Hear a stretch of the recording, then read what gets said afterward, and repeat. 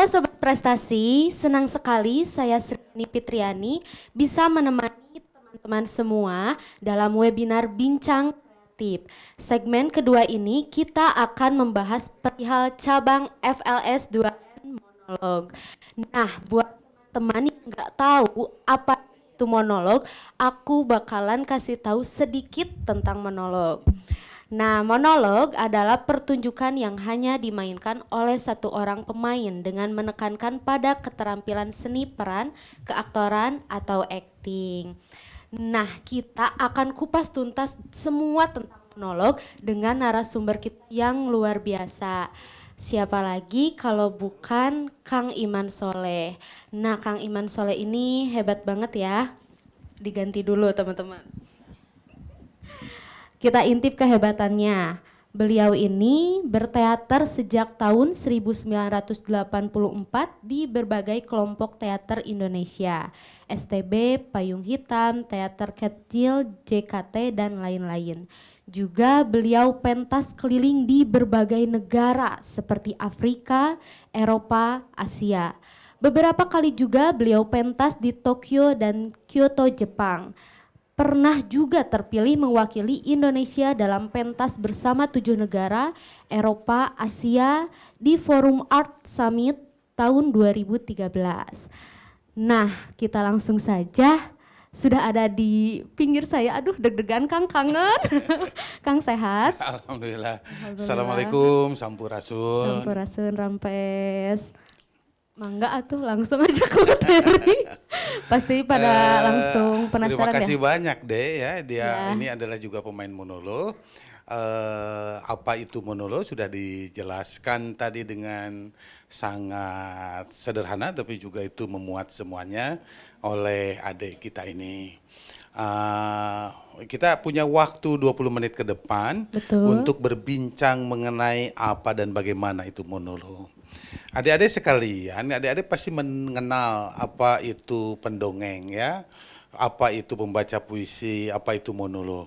Nah, monolog, pendongeng, dan baca puisi itu bersaudara meskipun mungkin berbeda orang tuanya ya, tapi itu bersaudara. Monolog, pendongeng, baca puisi itu bersaudara. Cuman pasti berbeda ya. Apa bedanya monolog, pendongeng, dan baca puisi? Namun adik-adik sekalian, saya jelaskan sedikit saja karena forumnya saat ini Kang Iman bicara mengenai monolog. Jadi monolog itu adalah juga jenis pertunjukan teater. Dia ibunya adalah teater ya. Teater itu seperti katel besar, seperti piring besar yang di dalamnya juga ada monolog. Namun monolog ini spesifik adik-adik karena monolog ini unsur utamanya nih, monolog ini unsur utamanya adalah pemainnya. Jadi dia main sendiri, dia yang memulai, dia yang mengakhiri. Dia pencerita sekaligus dia juga penderita. Dia yang menceritakan, dia yang merasakan, dia yang menceritakan, dia yang menggambarkan.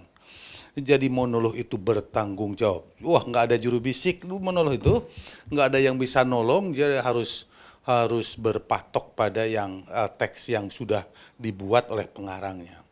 Jadi kekuatan utama pemain monolog adalah manusianya, orangnya.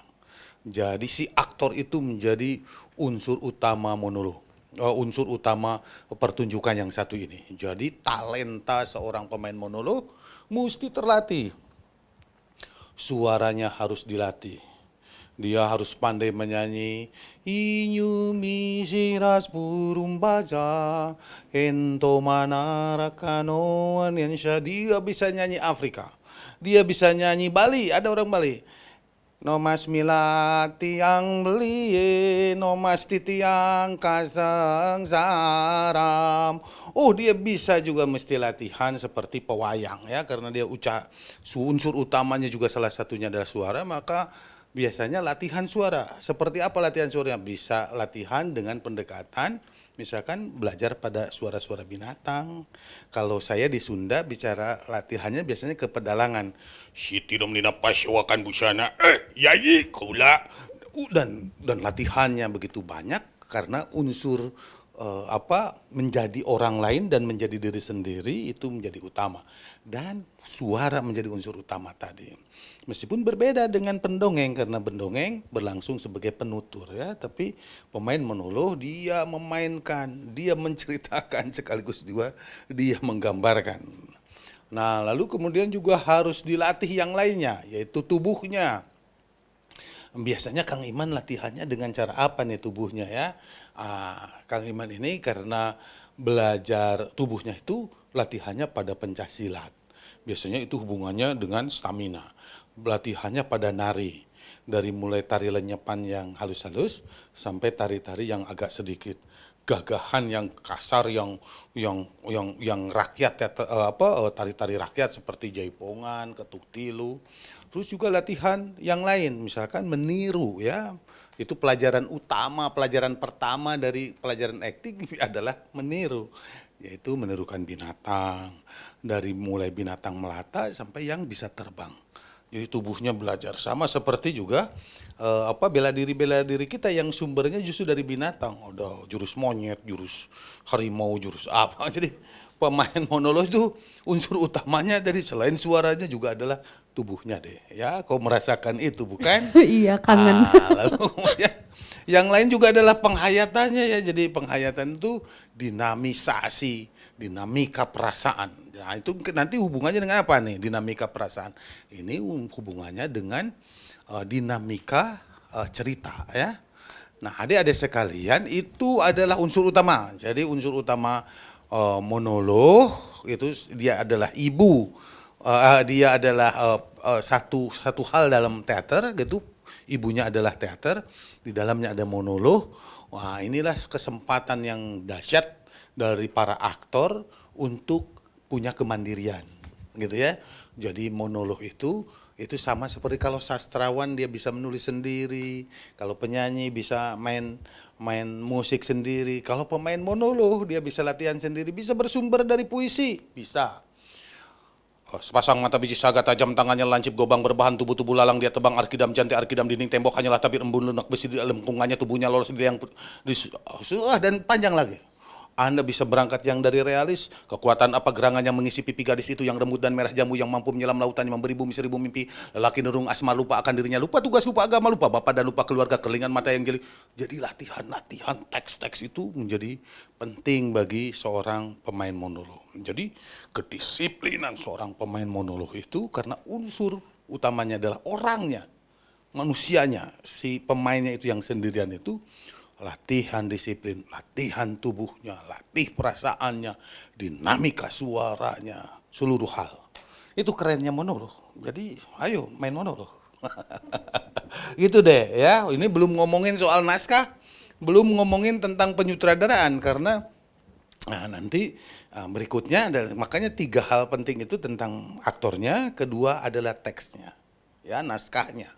Yang kedua adalah naskahnya. Jadi ada yang ditulis sendiri, itu luar biasa bagus. Ada yang bersumber dari tulisan orang, atau cerpen, atau naskah monolog, atau catatan pinggir, atau novel yang dirangkum, atau dari puisi, boleh dari manapun ya, monolog itu. Jadi Anda bisa ngambil dari puisi, dari apapun, lalu hafalkan. Nah, di dalam naskah, itu analisa naskahnya deh. Ya. Jadi kenapa harus dianalisa naskah? Karena sebetulnya monolog itu kamu mau ngomong apa? Ya, kamu mau ngomong apa pada penonton. Nah, itu ngomongin tema, maka kuasai temanya. Yang kedua, kuasai ceritanya. Ini banyak sekali yang biasanya karena tidak menguasai cerita dia lupa di tengah-tengah. Pada saat adegan di tengah-tengah strukturnya ya. Ketiganya, kuasai struktur dramatiknya. Nah, ini hubungannya dengan pengadegan nanti. Mau pemain film, mau pemain sinetron, dia harus menguasai struktur dramatik dari seluruh cerita itu sehingga karakter dia kuasai. Mungkin pada adegan awal, adegan 1 seperti apa, adegan 2 seperti apa, adegan 3. Nah, ini hubungannya dengan struktur dramatik. Nah, ini hubungannya juga dengan apa? Pengadegan nanti kalau pada saat penyutradaraan dia menguasai dari mulai awal, racing action, klimaks sampai ending. Nah, ini berlaku bukan untuk acting film, untuk acting sinetron, untuk pemain monolog. Jadi pemain monolog itu multi talent, mestinya demikian. Oke? Nah, baru berikutnya nomor 3 unsur utama yang lain adalah kerjasama secara intim dengan seluruhnya, pemusik, penata artistik, yang pegang panggung. Kalau pemain orang pertunjukan kan harus berteman dengan 3 superhero. 1 Superman, 2 Spiderman, 3 Soundman. Jadi itu penting. Jadi teknisi itu harus dihargai ya. Kalau dia lupa terhadap teknisi yang biasanya para soundman itu, maka kameranya nggak jalan ini ya. Nah, sutradara itu bagian dari orang yang mengajari kau struktur pengadegan. Oke? Jadi sekali lagi 1 orangnya, aktornya, kedua adalah ceritanya. Jadi itu hubungannya dengan analisa naskah. 3 penyutradaraan. Nah, di zaman digital ini, virtual ini Dek, banyak yang nolak ya. Wah, kalau mainnya di TV atau di kamera kayak gini, rasanya sih jadi peristiwa teaternya hilang, kayak gitu ya. Nah, betul. Padahal acting tuh sama. Acting tuh sama, mau acting teater, acting film, acting sinetron, ya actingnya acting, making believe, bikin orang lain percaya pada apa yang kau lakukan. Cuman hubungannya hanya dosis, hanya dosisnya. Jadi dosis takarannya ya, takarannya. Kalau acting di dalam film, nih kamera nih, pasti saya tidak harus teriak-teriak, bukan? Karena ini di depan kita, kameramen ini adalah wakil dari penonton kita. Nah, kalau di atas panggung kita harus menyadari penonton kita 40 meter, 50 meter paling belakang. Gedung Kesenian Jakarta itu ke belakang 120 meter. Kalau GKJ, Gerah Bakti Budaya, ke belakang itu berapa ya? 182 meter. Kalau Sunan Ambu di Bandung itu 70 meter. Jadi size-nya ditambah. Nah, orang-orang teater seringkali main film jadi suaranya jadi lebih besar. Tetapi kalau di kamera, kesadaran terhadap kamera menjadi penting. Nah, ini penyutradaraan, ilmu penyutradaraan. Ruangnya dipelajari, kamera dipelajari, meskipun mungkin nanti statis, ya kamera dari depan. Tetapi kesadaran terhadap ruang menjadi penting. Anda mau melihat mana nih? Sisi kiri kamera, sisi kanan kamera, bergeser kanan kiri seolah-olah ada orang datang dari sini nih. Bergeser ke sebelah kiri seolah-olah ada orang datang dari sini. Jadi kesadaran terhadap ruang. Nah, kalau di dalam teaternya kesadaran terhadap artistik, kalau live dia ya. Kalau langsung offline gitu, panggung, maka dia stage dipelajari.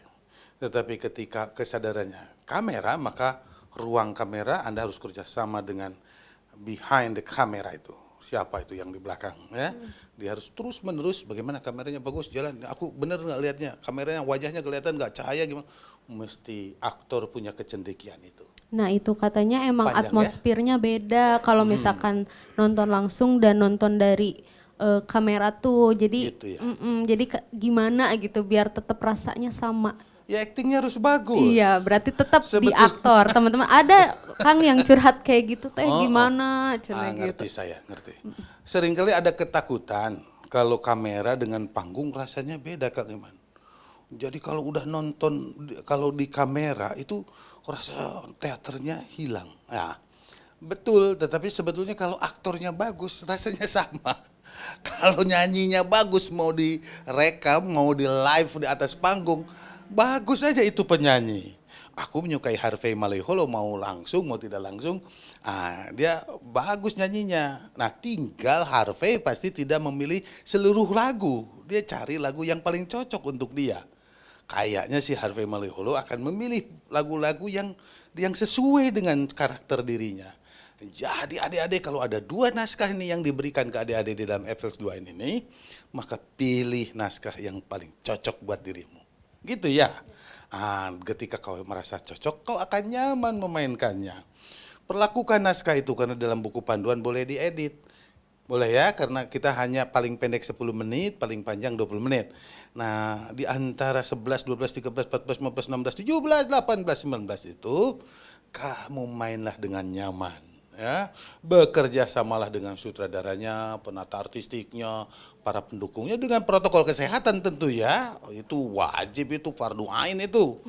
Harus protokol kesehatan dijaga, mainlah yang nyaman, gitu kerjasama, pelajari ruangnya, kameramennya, pelajari itu semua. Gitu deh. Memang ada yang bergeser, ada yang berpindah. Toh dulu awal-awal tahun masuk tahun 2000-an, awal tahun itu lampu juga demikian deh. Lampu masih diwarnain gitu ya, sekarang mau sudah pakai filter. Terus kemudian suara ombak dulu pakai eseng. Pakai eseng digoyang-goyang. Sekarang mah tinggal pijit. Gitu. Jadi zaman datang, teknologi datang jangan ditolak. Pelajari aja mana yang cocok ambil. Kan gitu ya. Tinggal yang kalau tidak cocok tinggal gini aja bergeser dikit supaya menghindar gitu. Tapi jangan ditahan karena perkembangan ilmu pengetahuan akan terus meluncur dengan deras. Gitu. Sip. Ada lagi? Wah, Udah, Kang? ada Banyak ya. banyak. Ini aja deh aku nanya deh. Boleh. Kan ada yang nanya-nanya juga nih ke Sri sebelumnya. Gitu. Kan tadi yang ke satu unsur utama tuh aktor ya. Kedua tuh naskah atau cerita. Nah, banyak yang kesulitan menghafal naskah dengan cepat, Kang. Aku pun mengalaminya, teman-teman, waktu itu. Karena emang bukan selembar aja kan waktu itu. 2 lembar, 3 lembar, nyampe 5 lembar gitu. Betul. Nah itu gimana sih tips mungkin dari Akang ya, pasti ada gitu tips biar lebih cepat hafal naskah gitu. Gimana? Tentu bukan dibakar jadikan kopi, bukan ya. Kalau dibakar jadikan kopi naskahnya hilang. Tetapi yang otak ini kalau nggak dipakai karatan dia, ya. Memori kolektif itu kalau tidak dipakai, di sini ada namanya memori kolektif, tempat menyimpan seluruh data kita. Kalau jarang digunakan, memori kolektif itu juga karatan. Otak, tubuh, otot, tangan, sendi-sendi, semuanya akan karatan kalau jarang digunakan. Oleh karena itu, maka dia harus terus-menerus dilatih. Jadi membaca, baca. Siang, malam, pagi, malam, hari dibaca, dibawa itu naskah, dihafalkan. Tetapi bukan yang utama, bukan dihafalkannya dulu, tapi kuasai ceritanya. Kuasai dia mau bicara apa nih naskah. Jadi temanya jelas dulu, oke? Yang kedua struktur dramatik, struktur ceritanya dari mulai awal, tengah, akhir, semua pelajari. Struktur dramatiknya juga dipelajari. Nah, dengan cara begitu kamu akan menguasai cerita itu dengan tepat dan cepat. Nah, ini hubungan struktur dramatik ini kepentingannya untuk siapa? Untuk sutradara dan aktornya. Sutradara nanti akan bikin pengadegan-pengadegan bukan dari struktur dramatik itu, sementara pemain akan ngomongin struktur emosi. Mungkin saja di awal dia hanya bicara, aku tak tahu apa yang terjadi hari ini, tetapi beginilah akhirnya. Tetapi di akhir mungkin dia karena sudah klimaks, aku tak tahu apa yang terjadi saat ini. Mungkin dia akan semakin keras, semakin kuat, makin tinggi emosinya. Karena struktur dramatik mempengaruhi struktur emosinya. Ya, sekali lagi, struktur dramatik dalam naskah mempengaruhi struktur emosi. Jadi dinamisasi para aktor itu persis seperti penyanyi membuat lagu atau pengarang lagu membuat lagu. Jadi indah sekali, ada struktur, ada orkestra yang dibikin. Nah, pemain monolog juga adalah gitu. Jadi dari awal selamat menyaksikan sampai ending dia seperti sebuah partitur. Jadi kata-kata bagi para aktor adalah kendaraan imajinasi. Wow. Ya. Kendaraan imajinasi. Orang-orang yang pandai menguasai kata-kata itu dan membangun imajinasinya akan terbangun pula emosi yang keterlibatan antara penonton dan pemain. Meskipun dia dibatasi oleh layar TV. Demikian. Siap, Kang. Gitu nih teman-teman. Ternyata ada Q&A, Kang. Nih, kita Apa itu bacain Q&A? pertanyaan dari netizen. Mungkin adik-adik yang ini ya, yang mau ikut lomba. Dari Apa siapa? itu? Wah, kacamataku ya. Iya, Kang, sama saya juga. Untuk Untuk pengiriman videonya monolog pakai time lapse Apa gak itu? ya? Time lapse. Nggak perlu ya, tidak perlu. Tetapi dia ada durasi memang. Ada paling pendek 10 menit dan paling panjang 20 menit. Naskahnya ini panjang-panjang, Anda boleh mengeditnya sesuai dengan durasi yang sudah ditentukan.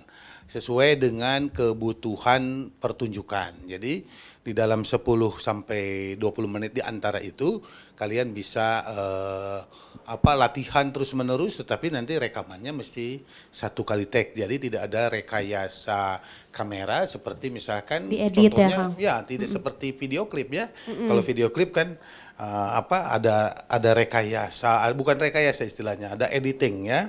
Editing yang hubungannya dengan kepentingan gambar, kepentingan bunyi, kepentingan. Tetapi di dalam monolog itu kita harus One shoot. standby dari depan, dari awal sampai akhir, dari selamat menyaksikan sampai ending pertunjukan. Gitu.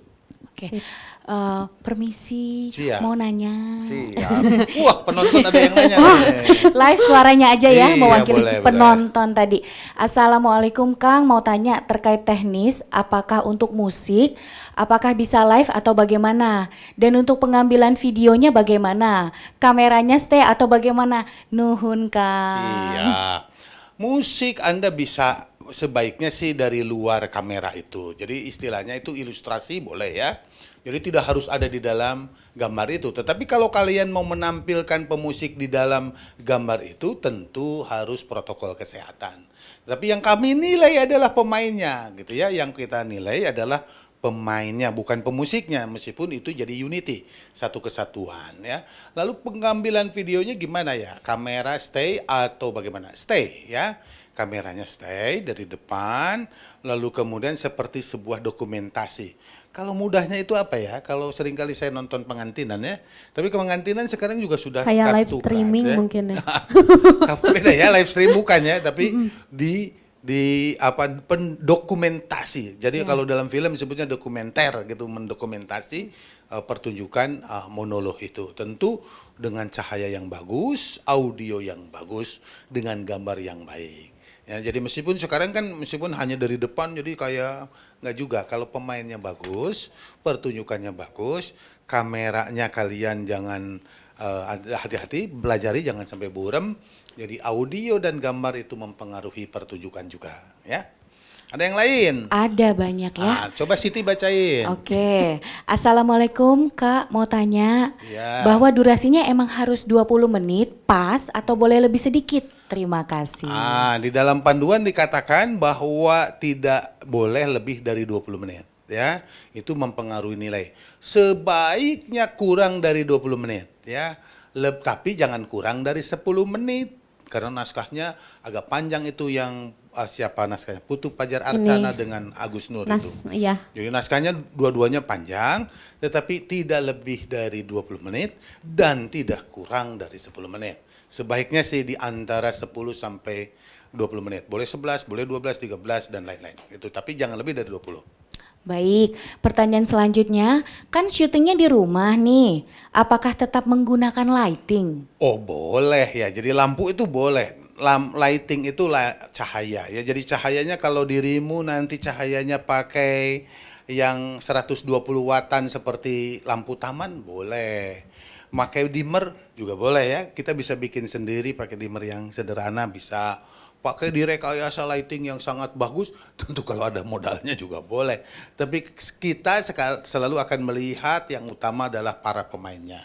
Kalau pemainnya itu bermain dengan karakter yang tepat, penceritaannya sampai, teknik atmosfernya juga demikian, tafsirnya juga bagus, maka itulah yang kami akan nilai ya, karena di dalam penilaiannya justru kita lebih ke permainan dibandingkan persoalan-persoalan pendukung yang lain. Tetapi tentu kalau lebih bagus lebih baik. Gitu. Ada lagi. Silahkan. Boleh ya. Silakan baca Siti. Tambah satu. Banyak ya. Kang, mau tanya supaya bisa menguasai tokoh dalam naskah itu bagaimana caranya? Bagus. Pertanyaan paling bagus yaitu adalah gimana analisa naskahnya untuk kepentingan analisa perannya. Analisa peran itu ada beberapa tahapan. Jadi ketika sudah Anda baca semuanya, Anda akan menemukan kira-kira usianya berapa nih orang yang dimainkan peran tokoh ini ya. Setelah itu kemudian bagaimana kecenderungan psikologinya. Jadi penghayatan itu penting. Perasaan, dinamika emosi itu penting, maka temukan karakter perannya, yaitu emosinya dipelajari. Nah, itu ditemukan dari apa? Dari naskah tersebut, keterangan, bukan keterangan pengerang saja, tapi subtek. Kata-kata yang ditulis, baik yang dikatakannya maupun dikatakan orang lain, itu adalah pendukung kesatuan karakter. Berikutnya juga harus mempelajarilah struktur emosinya, seluruh struktur emosi itu untuk jadi kesatuan peran karakter tadi. Jadi yang utama adalah jadikan naskah itu landasan utama untuk menemukan karakter. Dengan cara apa? Analisa peran. Untuk menguasai analisa peran butuh perangkat ilmu deh ya, perangkat ilmu psikologi. Bagaimana membedah tanpa darah kalau tidak tahu psikologi. Orang psikologi itu kalau membedah tanpa darah, tidak menggunakan pisau, tapi menggunakan kata digali seluruh pertanyaan-pertanyaan pada kita. Itu persis seperti kita bertanya banyak pada peran, ya, sehingga kita menemukan jawaban-jawaban di balik kalimat naskah-naskah itu. Jadi selidiki ya, selidiki seluruhnya, dan tentu berikutnya ada yang di luar itu, yaitu observasi. Observasi dari karakter peran tadi kira-kira seperti apa, lalu kemudian kita menghayatinya, kita masuk ke dalam peran itu, latih terus-menerus dan kemudian menjadi if namanya magic if. Jadi kita magic if itu adalah jika aku adalah gitu ya, aku adalah dia, aku adalah ini, aku adalah itu gitu. Jadi kita harus banyak-banyak belajar menghayati jika. Jadi salah satunya adalah mempelajari dari keterangan analisa peran tadi ya, muncullah karakter utuh dari peran. Deskripsikan itu perannya. Dari mulai ditulis, diskusikan dengan sutradaranya kalau Anda punya sutradara, atau lawan main, kawan produksi, bukan lawan main, kawan produksi bersama-sama. Lalu kemudian latih. Dan kalau merekam jangan langsung direkam setelah selesai, tapi gunakan kamera HP, kemudian Anda acting sehingga lihat dulu adegan 5 menit pertama, 5 menit kedua, 5 menit ketiga, atau 2 menit pertama, 2 menit keempat, 2 menit ke-6, 2 menit ke-8, 2 menit ke-10. Jadi sedetail itu. Oke, sama seperti bikin rumah, pasti detail. Ini juga membangun pertunjukan monolog pasti detail. Jadi setiap menit, setiap detik juga dipelajari, apalagi sekarang sudah enak pakai direkam ya. Kalau panggung nggak bisa direkam, dia pertunjukan langsung, setelah itu selesai. Jadi aktor mengatakan apa dan bagaimana cara mengatakannya, itulah pekerjaan monolog. Gitu. Ada lagi Siti? Satu pertanyaan terakhir. Silakan, ya Kang Bu ya. Siti. Ini pertanyaan dari Rifan Kusuma Putra. Assalamualaikum Kang, saya mau tanya apakah naskah boleh saya rombak-rombak nggak ya? Tapi tetap dengan inti dan tujuan yang sama. Terima kasih. Itu bagus ya. Kalau rombak-rombak itu kan berbeda dengan edit-ngedit gitu ya. Kalau rombak-rombak ini di ke adegan awal diketengahkan, adegan tengah dikeawalkan, mungkin itu berbeda dengan ketika kita membaca dan ngedit kepentingan pertunjukan. Nah, sebaiknya sih Anda beranjak dari naskah itu, tapi kalau Anda kemudian nanti ada editing, tentu saja boleh. Kalau ada editing, ya tidak harus, tapi tentu kita akan melihat dari basic pertama pengarang naskah.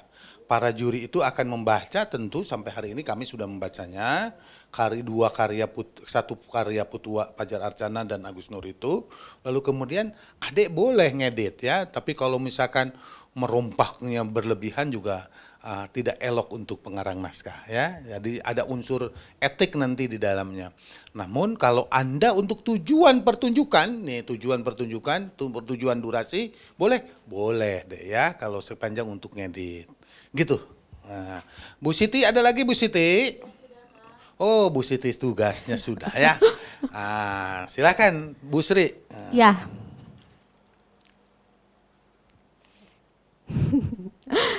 Ada ini Kang, pengen disemangatin dulu, katanya ada satu satu orang waktu itu nyerita bahwa kan tadi unsur terpenting tuh aktor, naskah, juga ada sutradaranya, penyutradaraannya. Tapi anak ini tuh gak punya sutradara, jadi dia tuh insecure katanya. Kalau bahasa anak zaman sekarang tuh insecure. Gimana teh, aku kan gak ada sutradara tapi aku pengen jadi hebat tapi gak ada yang bisa ngarahin aku. Nah coba Kang Iman semangatin, pasti bisa ya. Yes. Karena kan yang terpenting itu aktornya. Ya, unsur utamanya adalah aktornya. Jadi bagaimana kalau tidak ada sutradaranya? Ya juga tidak apa-apa. Jadi sutradaranya adalah dirimu sendiri ketika kau menganalisa naskah tersebut. Lalu ketika engkau melihat dari hasil kamera lewat video, misalkan HP, lihat lagi, kau sudah jadi sutradara. Justru the first audience, the first director adalah pemain. Diri sendiri. Jadi pemain adalah sutradara pertama untuk pertunjukan. Jadi ketika Anda membuat karya, sama seperti juga para penyair, pemusik, Anda sedang berkarya. Ya, aktor dalam monolog adalah kreator. Ya, aktor adalah kreator. Sekali lagi ya begitu. Jadi inilah tempat yang paling indah bagi kalian berekspresi. Ayo kita main monolog gitu. Ada yang lain? Kang Nanang itu katanya. Oke, mungkin segitu aja Kang. Kita mau close. Siap. Hatur nuhun pisan Kang. Sama-sama ya, Sehat siswa-siswi selalu. di seluruh Indonesia, ayo berkarya, ikut monolog, pilih naskah yang sudah dikirim, mudah-mudahan kalian berkenan dan bahagia sekali bisa bertemu dengan kalian. Sip, dadah dulu Kang. Langsung ke kamera, dadah. Dadah seluruh Indonesia, dari Aceh dan sampai Papua, terus berkarya, sukses selalu, jaga kesehatan dan protokol kesehatannya, tetap berkarya dan produktif. Terima kasih. Assalamualaikum warahmatullahi wabarakatuh. Baik, alhamdulillah sesi monolog sudah selesai. Teman-teman siap-siap, bentar lagi ada dari bidang poster nih. Dari bidang baca puisi. Nah, buat teman-teman tadi yang ketinggalan poster, jangan takut karena kita bakalan terjunkan di YouTube gitu. Selamat berproses, saya pamit undur diri, kita istirahat 8 menit ya. Baik, terima kasih. Assalamualaikum, dadah.